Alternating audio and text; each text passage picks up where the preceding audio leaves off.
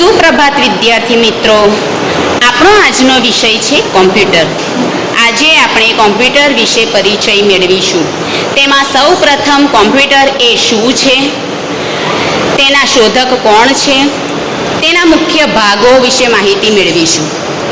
સૌપ્રથમ તો કોમ્પ્યુટર એ શું છે તે જાણીએ.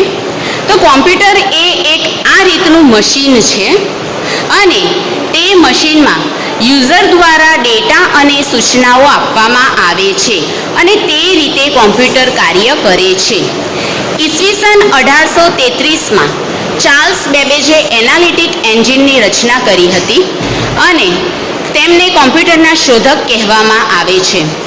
એનાલિટિક એન્જિન એ કોમ્પ્યુટર જેવું જ કાર્ય કરતું હતું, જેથી ચાર્લ્સ બેબેજને કોમ્પ્યુટરના પિતા પણ કહેવામાં આવે છે. હવે આપણે કોમ્પ્યુટરના ભાગો વિશે માહિતી મેળવીશું.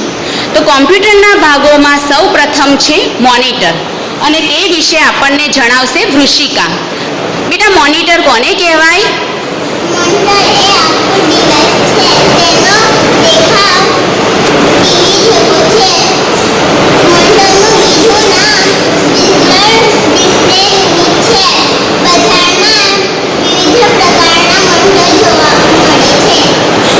હવે બીજો ભાગ છે આપણો કીબોર્ડ.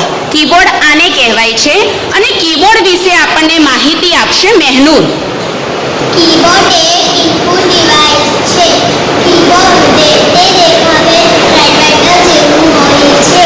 કીબોર્ડ પર આલ્ફાબેટ, નંબર કી, ફંક્શન કી આવેલી હોય છે. Thank you.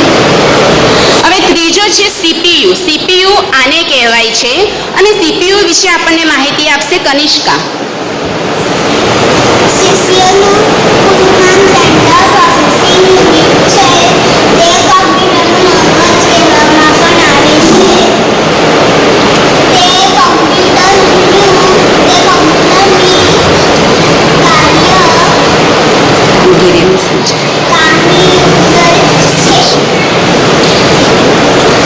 હવે ત્યાર પછી છે માઉસ.